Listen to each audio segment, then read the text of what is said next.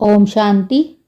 1 जनवरी 2025 के ईश्वरीय महावाक्य। मधुबन। मीठे बच्चे, तुम ज्ञान की बरसात कर हरियाली करने वाले हो। तुम्हें धारणा करनी और करानी है।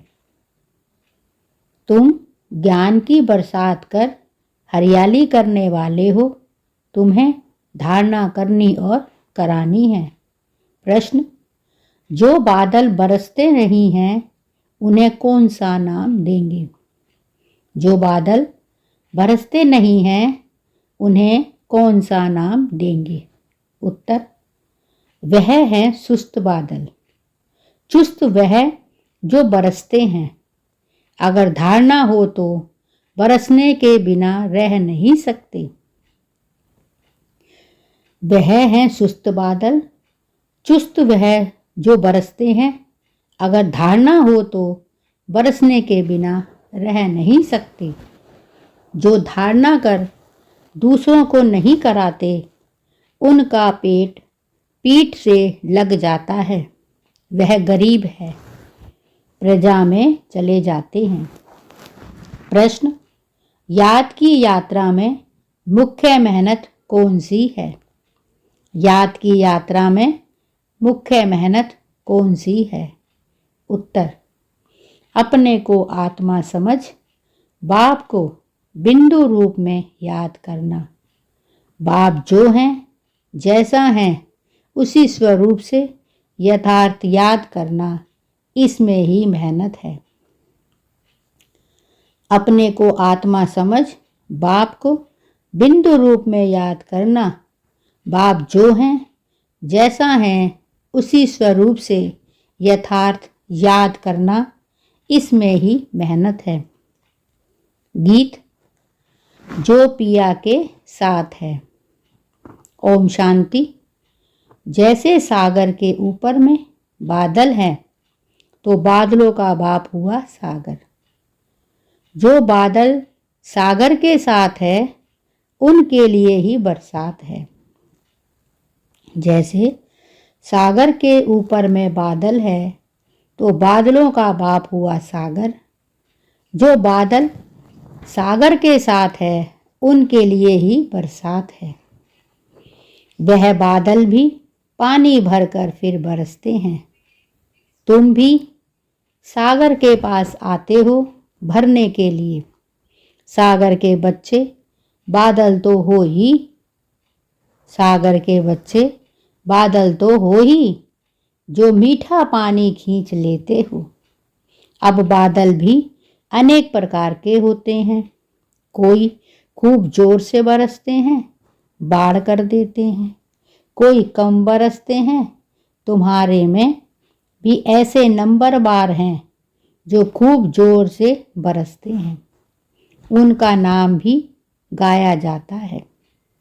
जैसे वर्षा बहुत होती है तो मनुष्य खुश होते हैं। ऐसे भी ऐसे हैं, यह भी ऐसे हैं जो अच्छा बरसते हैं, उनकी महिमा होती है। जो नहीं बरसते हैं उनकी दिल जैसे सुस्त हो जाती है। पेट भरेगा नहीं। पूरी रीति धारणा ना होने से पेट जाकर पीठ में लगता है। बाप कहते हैं जो अच्छा बरसते हैं उनकी महिमा होती है। जो नहीं बरसते हैं उनकी दिल जैसे सुस्त हो जाती है। पेट भरेगा नहीं। पूरी रीति धारणा ना होने से पेट जाकर पीठ से लगता है। फैमन होता है तो मनुष्य का पेट पीठ से लग जाता है। यहाँ भी धारणा कर और धारणा नहीं कराते हैं तो पेट जाकर पीठ से लगेगा। खूब बरसने वाले जाकर राजा रानी बनेंगे। बाप कहते हैं खूब बरसने वाले जाकर राजा रानी बनेंगे और वह गरीबों का पेट पीठ से रहता है। तो बच्चों को धारणा बड़ी अच्छी करनी चाहिए। इसमें भी आत्मा और परमात्मा का ज्ञान कितना सहज है। तुम अब समझते हो हमारे में आत्मा और परमात्मा दोनों का ज्ञान नहीं था तो पेट पीठ से लग गया ना। मुख्य है ही आत्मा और परमात्मा की बात। मनुष्य आत्मा को ही नहीं जानते तो परमात्मा को फिर कैसे जान सकेंगे। कितने बड़े विद्वान पंडित आदि हैं, कोई भी आत्मा को नहीं जानते। अब तुमको मालूम हुआ है कि आत्मा अविनाशी है। उसमें 84 जन्मों का अविनाशी पाठ नूंदा हुआ है जो चलता रहता है। आत्मा अविनाशी तो पाठ भी अविनाशी है। उसमें 84 जन्म का अविनाशी पाठ नूंदा हुआ है जो चलता रहता है। आत्मा अविनाशी तो पाठ भी अविनाशी है। आत्मा कैसा ऑलराउंड पाठ बजाती है यह किसको पता नहीं है। वह तो आत्मा सो परमात्मा कह देते हैं। तुम बच्चों को आदि से लेकर अंत तक पूरा ज्ञान है। वह तो ड्रामा ही आयु ही लाखों वर्ष कह देते हैं। बाबा कहते हैं वह तो ड्रामा की आयु ही लाखों वर्ष कह देते हैं। अभी तुमको सारा ज्ञान मिला है। तुम जानते हो इस बाप के रचे हुए ज्ञान यज्ञ में यह सारी दुनिया स्वाहा होनी है। इसीलिए बाप कहते हैं देह सहित जो कुछ भी है यह सब भूल जाओ। अपने को आत्मा समझो, बाप को और शांति धाम स्वीट होम को याद करो। यह तो है ही दुख धाम। तुम्हारे में भी नंबरवार पुरुषार्थ अनुसार समझा सकते हैं। अभी तुम ज्ञान से तो भरपूर हो, बाकी सारी मेहनत है याद में। जन्म जन्मांतर का देह अभिमान मिटाकर देही अभिमानी बने, इसमें बड़ी मेहनत है। कहना तो बड़ा सहज है, परंतु अपने को आत्मा समझें और बाप को भी बिंदु रूप से याद करें, इसमें मेहनत है। बाप कहते हैं मैं जो हूँ जैसा हूँ ऐसा कोई मुश्किल याद कर सकते हैं। जैसे बाप वैसे बच्चे हैं ना। अपने को जाना तो बाप को भी जान जाएंगे। बाकी यह शास्त्र आदि सब हैं। भक्ति मार्ग की सामग्री समझाने के लिए हमको कहना पड़ता है। बाकी इसमें घृणा की कोई बात नहीं है। शास्त्रों में भी ब्रह्मा का दिन और रात कहते हैं, परंतु समझते नहीं। रात और दिन आधा आधा होता है। सीढ़ी पर कितना सहज समझाया जाता है। मनुष्य समझते हैं कि भगवान तो बड़ा समर्थ है, वह जो चाहें सो कर सकते हैं। लेकिन बाबा कहते हैं मैं भी ड्रामा के बंधन में बांधा हुआ हूँ। भारत पर तो कितनी आफतें आती रहती हैं, फिर मैं घड़ी घड़ी आता हूँ क्या? मेरे पाठ की लिमिट है। जब पूरा दुख होता जाता है तब मैं अपने समय पर आता हूँ। 1 सेकंड का भी फर्क नहीं पड़ता है। ड्रामा में हर एक का एक्यूरेट पाठ नूंदा हुआ है। यह है हाईएस्ट बाप की रिइनकार्नेशन। मनुष्य समझते हैं कि भगवान तो बड़ा समर्थ है, वह जो चाहे कर सकते हैं। लेकिन बाबा कहते हैं मैं ड्रामा के बंधन में बांधा हुआ हूँ। भारत पर तो कितनी आफतें आती रहती हैं, फिर मैं घड़ी घड़ी आता हूँ क्या? मेरे पाठ की लिमिट है। जब पूरा दुख हो जाता है तब मैं समय पर आता हूँ।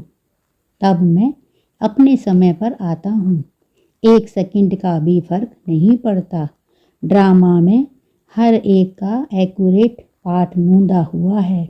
यह है हाईएस्ट बाप की नेशन। फिर नंबरवार सब आते हैं, कम ताकत वाले। तुम बच्चों को अभी बाप से नॉलेज मिली है, जो तुम विश्व के मालिक बनते हो। तुम्हारे में फुल फोर्स की ताकत आती है। पुरुषार्थ कर तुम तमो प्रधान से सतो प्रधान बनते हो। औरों का तो पाठ ही नहीं है, मुख्य है ड्रामा, जिसकी नॉलेज तुमको अभी मिलती है। बाकी तो सब हैं मटेरियल, क्योंकि वह सब इन आँखों से देखा जाता है। वंडर ऑफ दी वर्ल्ड तो बाबा है, जो फिर रचते भी स्वर्ग हैं, जिसको हेवन पैराडाइज कहते हैं। उनकी कितनी महिमा है। बाप और बाप के रचना की बड़ी महिमा है। ऊंचते ऊंच है भगवान। ऊंचते ऊंच स्वर्ग की स्थापना बाप कैसे करते हैं, यह कोई भी कुछ भी नहीं जानते हैं। तुम मीठे मीठे बच्चे भी नंबरवार पुरुषार्थ अनुसार जानते हो और उस अनुसार ही पद पाते हो। जिसने पुरुषार्थ किया वह ड्रामानुसार ही करते हैं। पुरुषार्थ बगैर तो कुछ मिल ना सके। कर्म बगैर एक सेकंड भी रह नहीं सकते। वह हठ योगी प्राणायाम चढ़ा लेते हैं, जैसे जड़ बन जाते हैं, अंदर पड़े रहते हैं, ऊपर मिट्टी जम जाती है, मिट्टी के ऊपर पानी पड़ने से घास जम जाती है, परंतु इससे कुछ फायदा नहीं। कितना दिन ऐसे बैठे रहेंगे, कर्म तो जरूर करना ही है। कर्म सन्यासी कोई बन ना सके, सिर्फ खाना आदि। बाबा कहते हैं कर्म तो जरूर करना ही है, कर्म सन्यासी कोई बन ना सके। हाँ, सिर्फ खाना आदि नहीं बनाते हैं, इसीलिए उनको कर्म सन्यासी कह देते हैं। यह भी उनका ड्रामा में पार्ट है। यह निवृत्ति मार्ग वाले भी नहीं होते तो भारत की क्या हालत हो जाती। भारत नंबरवार प्योर था। बाप पहले पहले प्योरिटी स्थापन करते हैं, जो फिर आधा कल्प चलती है। बरोबर सतयुग में एक धर्म है, एक राज्य था, फिर डीटी राज्य अब फिर से स्थापन हो रहा है। ऐसे अच्छे अच्छे स्लोगन बनाकर मनुष्यों को सुजाग करना चाहिए। फिर डीटी राज्य अब फिर से स्थापन हो रहा है। ऐसे ऐसे अच्छे स्लोगन बनाकर मनुष्यों को सुजाग करना चाहिए। फिर से डीटी राज्य भाग्य आकर लो। अभी तुम कितना अच्छी रीति समझते हो।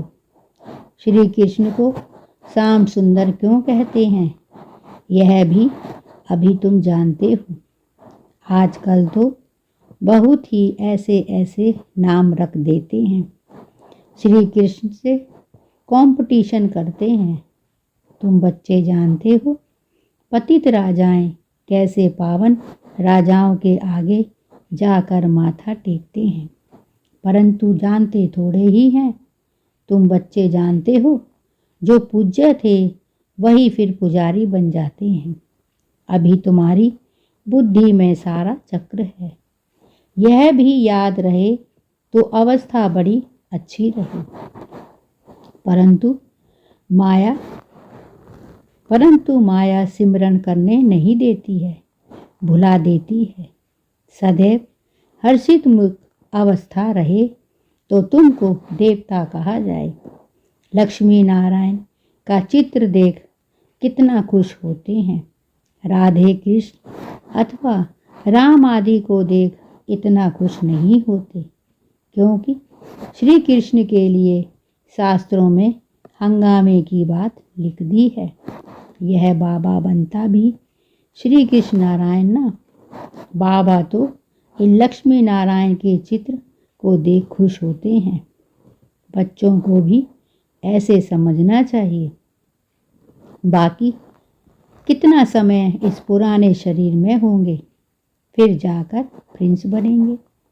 यह एम ऑब्जेक्ट है ना, यह भी सिर्फ तुम जानते हो। खुशी में कितना गदगद होना चाहिए।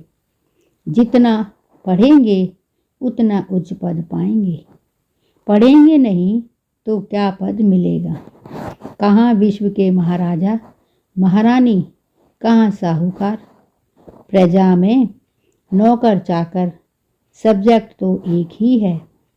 सिर्फ मन मना भव, मध्याजी भव, अल्फ और बे, याद और ज्ञान। इनको कितनी खुशी है। अल्फ को अल्लाह मिला, बाकी सब दे दिया। कितनी बड़ी लॉटरी मिल गई, बाकी क्या चाहिए। तो क्यों ना बच्चों के अंदर में शिव बाबा ब्रह्मा द्वारा हम को यह वर्षा दे रहे हैं। बाप कहते हैं बच्चों के अंदर में खुशी रहनी चाहिए।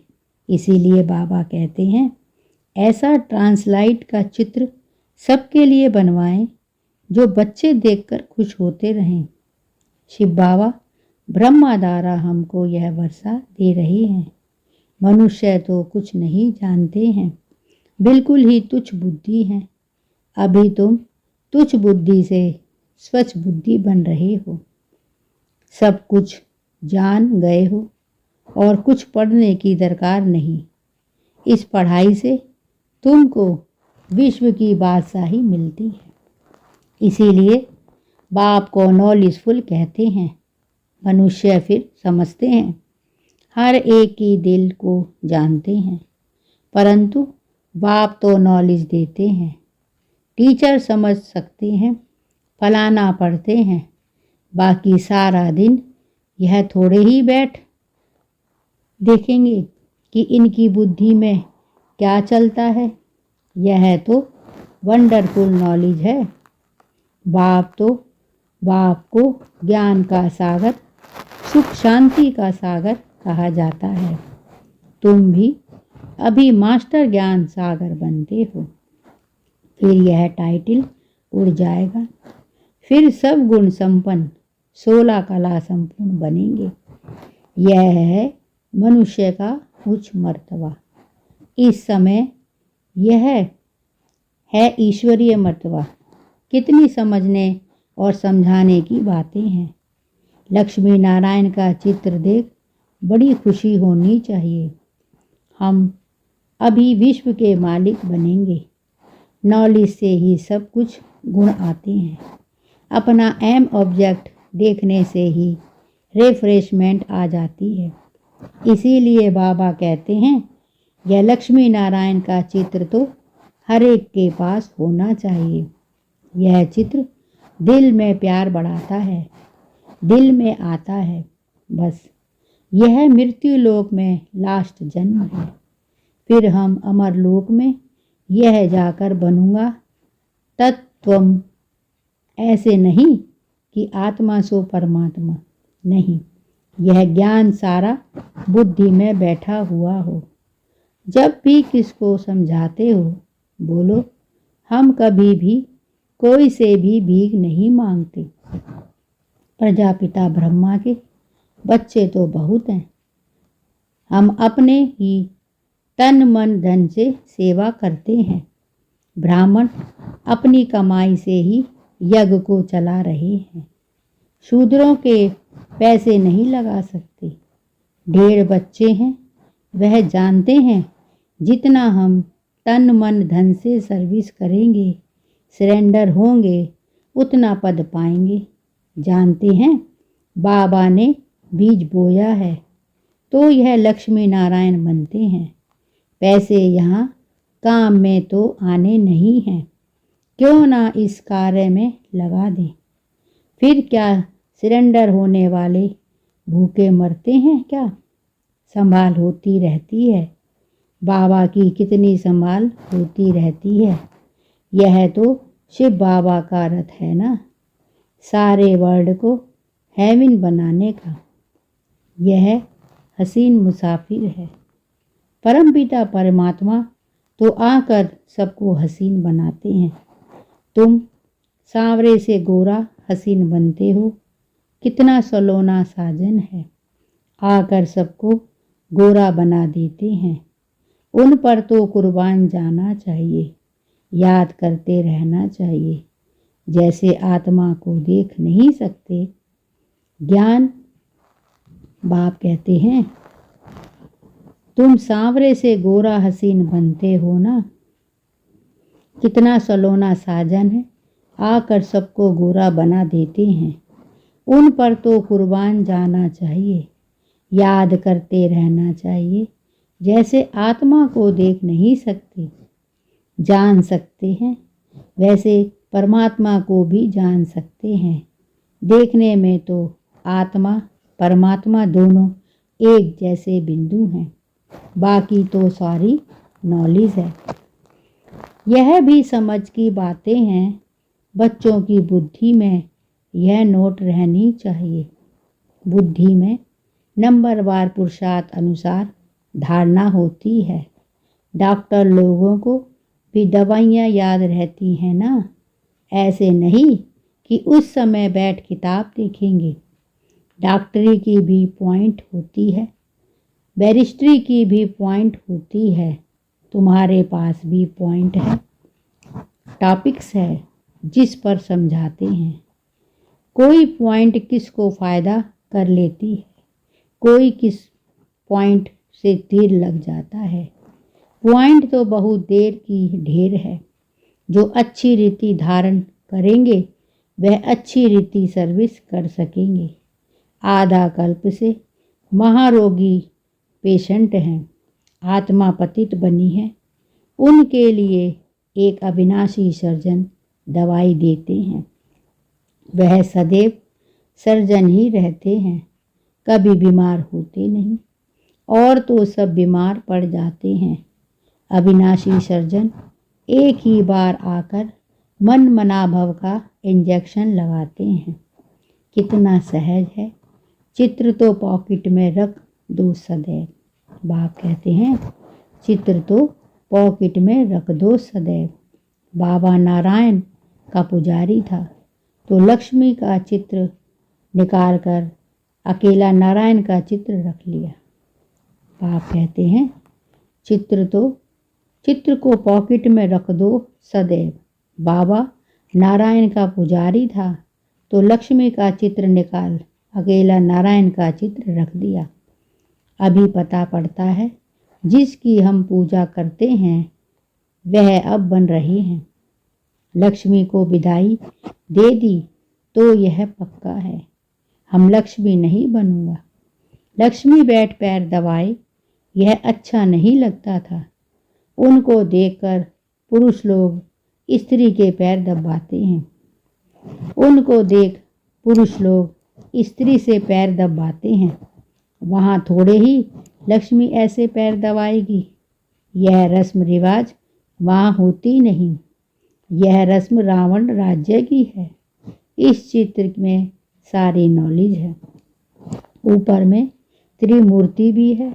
इस नॉलेज को सारा दिन सिमरन कर बड़ा वंडर लगता है। भारत अब स्वर्ग बन रहा है। कितनी अच्छी समझानी है। पता नहीं मनुष्यों की बुद्धि में क्यों नहीं बैठता। आग बड़े जोर से लगेगी, बम्बोर को आग लगनी है। रावण राज्य तो जरूर खलास होना चाहिए। यज्ञ में भी पवित्र ब्राह्मण चाहिए। यह बड़ा भारी यज्ञ है सारे विश्व में प्योरिटी लाने का। वो ब्राह्मण भी बल ब्रह्मा की औलाद कहलाते हैं, परंतु वह तो कुख वंशाली हैं। ब्रह्मा की संतान तो पवित्र मुख वंशाली थे ना, तो उन्हों को यह समझाना चाहिए। ये सारे विश्व में प्योरिटी लाने का वो ब्राह्मण की भल ब्रह्मा की औलाद कहलाते हैं, परंतु वह तो कुख वंशावली हैं। ब्रह्मा की संतान तो पवित्र मुख वंशाली थे ना, तो उन्हों को यह समझाना चाहिए। अच्छा, मीठे मीठे सिक्की लदे बच्चों प्रीत, माता पिता बाप दादा का याद प्यार और गुड मॉर्निंग। रूहानी बाप की रूहानी बच्चों को नमस्ते और हम सब रूहानी बच्चों की रूहानी माता पिता बाप दादा को याद प्यार, गुड मॉर्निंग और नमस्ते। धारणा के लिए मुख्य सार। 1. स्वच्छ बुद्धि बन वंडरफुल ज्ञान को धारण कर बाप समान मास्टर ज्ञान सागर बनना है। नॉलेज से सर्वगुण स्वयं में धारण करने हैं। स्वच्छ बुद्धि बन वंडरफुल ज्ञान को धारण कर बाप समान मास्टर ज्ञान सागर बनना है। नॉलेज से सर्वगुण स्वयं में धारण करने हैं। 2. जैसे बाबा ने तन मन धन सर्विस में लगाया, सरेंडर हुए, ऐसे बाप समान अपना सब कुछ ईश्वरीय सेवा में सफल करना है। सदा रिफ्रेश करने के लिए एम ऑब्जेक्ट का चित्र साथ में रखना है। जैसे बाबा ने तन मन धन सर्विस में लगाया, सरेंडर हुए, ऐसे बाप समान अपना सब कुछ ईश्वरीय सेवा में सफल करना है। सदा रिफ्रेश रहने के लिए एम ऑब्जेक्ट का चित्र साथ में रखना है। वरदान। एक रस स्थिति द्वारा सदा एक बाप को फॉलो करने वाले प्रसन्न चित्त भव। एक रस स्थिति द्वारा सदा एक बाप को फॉलो करने वाले प्रसन्न चित्त भव। आप बच्चों के लिए ब्रह्मा बाप की जीवन एक्यूरेट कंप्यूटर है।